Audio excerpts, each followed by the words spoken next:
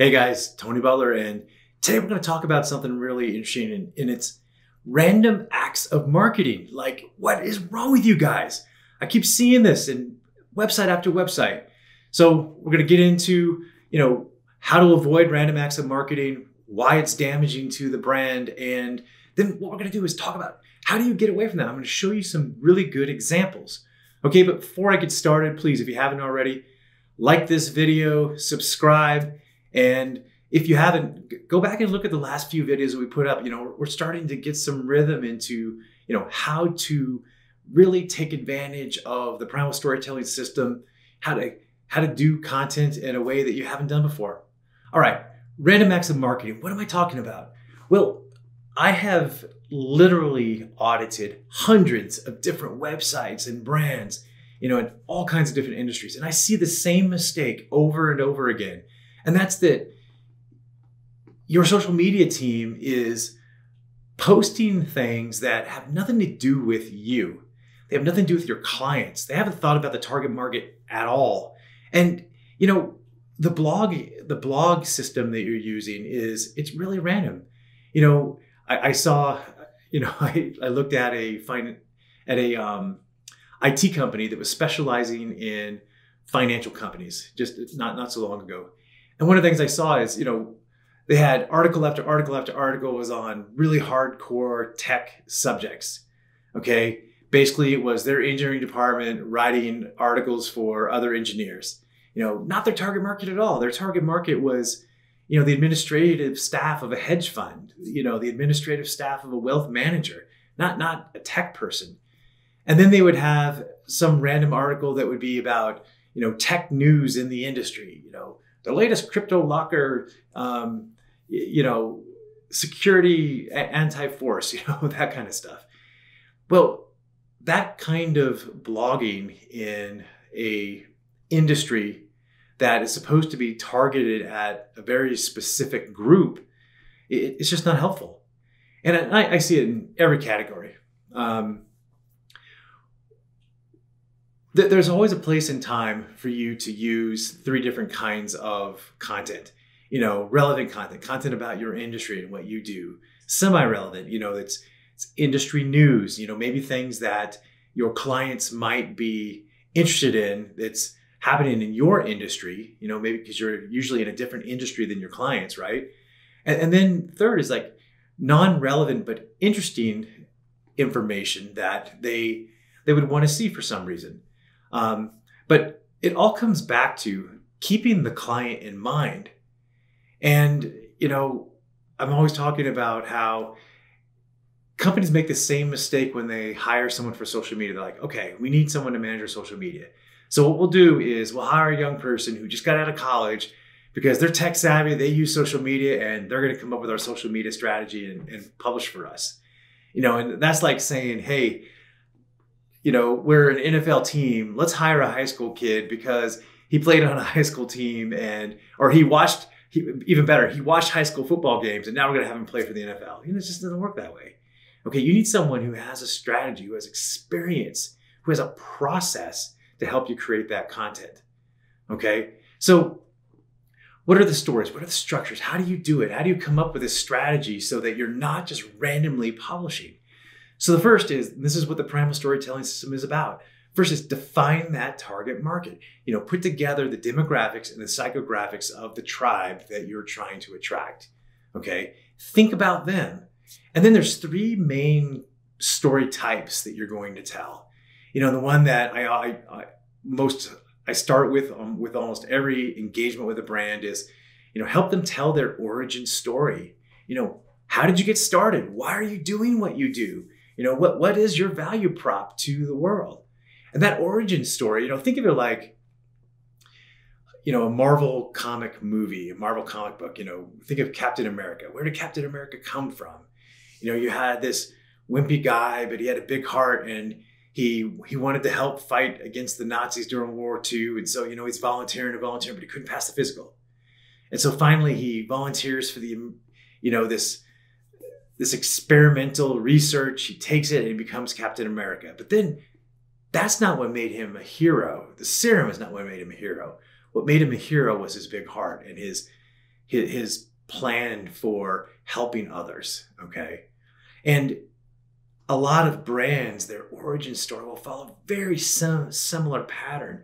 And I'll tell you something else is that those origin stories can help you connect with an audience in a way that telling everybody what you do just is not going to do it. Okay, the second story, and this is one that a lot of sales teams will use, is you're going to create transformation stories. Okay, it's before someone met you, before they saw your product or service, and then while they're engaging with you, that process, and then after they've already bought, after they become a happy client. So transformation before, during, and after the engagement. And a lot of times that can be a case study, or it can just be a story about how a really happy client, how they had pain before and then what you guys did to relieve it. If you've ever looked into the weight loss industry, they use transformation stories. It's the number one go-to-market to get new clients. And, hey, I was fat and now I'm really buff and ripped. That sells. But it doesn't just have to be in fitness. It can be in anything. Hey, a transformation in finances, a transformation in marketing process, and it could be anything.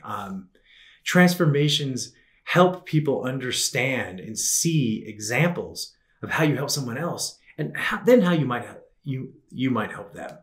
Okay. And the third story, and this one is really important for you to get, is that long term, okay, not everyone is going to buy right away, but they might enter your marketing system. They might give you an email, they might download something, you might have a lead magnet, and you're gonna market to them long term. Okay. And this is going to help with your social media. It's also going to help with your email marketing, your blogging. And think of your content as a serial, like old time radio hour, where episode after episode after episode. Think of comic books, 500 different comics. Think of Thor, they had over 500 issues. I'm a huge comic book collector, and I just love it how, some comic books start publishing in the 60s and it lasted all the way into the 80s, 90s, and reinvented in the 2000s. And it's an ongoing story. And then you have a theme behind it, okay, where every book, every comic is its own adventure.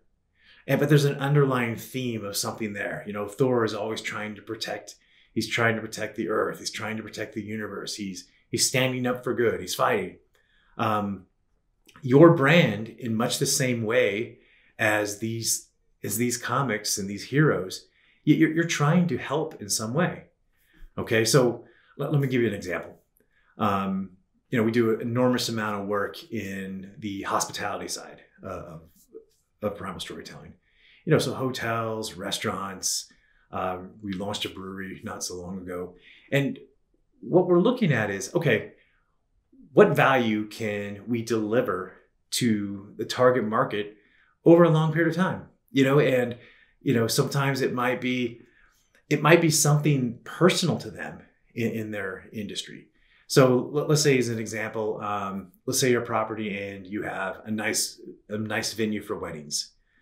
Well, instead of just publishing about your venue and how cool it is, you can publish a guide on, hey, the 10 best ways to have a great reception near the beach. And then link all the ways of having a reception, and what receptions are available in your area and how can you make them better, and, add value to that content. And then use that on social media, use that in your email marketing, use that on your blog. Okay. Russell Brunson from ClickFunnels, in his book, Expert Secrets, he has a recommendation there that I just love. It's very similar to my serial idea, and he calls it Seinfeld episodes. And his idea is that, you're going to have an episode, you're going to have an email that's going to come out. It's not really about a lot, it's just telling a funny story. And then it's got an offer at the end. I would add to that. I would say, if you can add value where you're teaching, you're coaching, you're helping in some way, like you're giving something away to them, and it might not have anything to do with what you're selling. Now, this is the key. Okay. I see this over and over again, is where brands are really hesitant to talk about anything that they are not directly, that's not directly part of what they do. And that's a mistake. What I want you to start thinking about is, again, back to those 3 types of content. Relevant content is about exactly what we do. So I'm a marketer, I'm a brand storyteller. So I'm, if I'm talking to you about, okay, like in this video, I'm talking to you about how to structure a long tail nurture campaign and make it valuable, make it really work. Okay. Well, that's relevant to exactly what I do. Now, some semi-relevant things that I might share would be, some cool examples that others have done. Now, the other day I did a video on a really good brand storyteller, Bedros Keuilian. Check out the video I did on Bedros and his, and the way that he tells stories. And I talk all about his origin story, which is really well done, really powerful story. And that's the semi-relevant content that I would do. So then the non-relevant about storytelling and marketing, is if maybe I'll share a story about something personal about me just to help you connect with what I'm doing and how I'm thinking of things, and recently I've been, because of the lockdown, I've been working out like a maniac. I've been getting up at 3:45 in the morning and lifting weights and running and doing jujitsu. And, that's the non-relevant stuff that might be of interest to my followers, okay, in my tribe. Now, I want you to start thinking about that for you is who is following you? Who do you want to attract? And what stories can you tell? And use those 3 different kinds of stories to start your process. An origin story, transformation stories, and then again, the value themes and the serialized content, okay? And that will take you a lot farther than random, sharing news, sharing blogs. You're not a news aide. You're not going to compete with anybody out there, okay? You're not competing with the big media companies.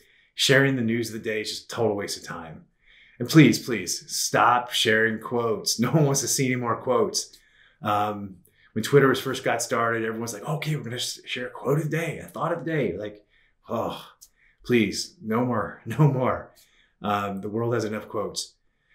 So, all right, that's it for this video. Please, if you haven't already, follow the channel, click the button down, subscribe.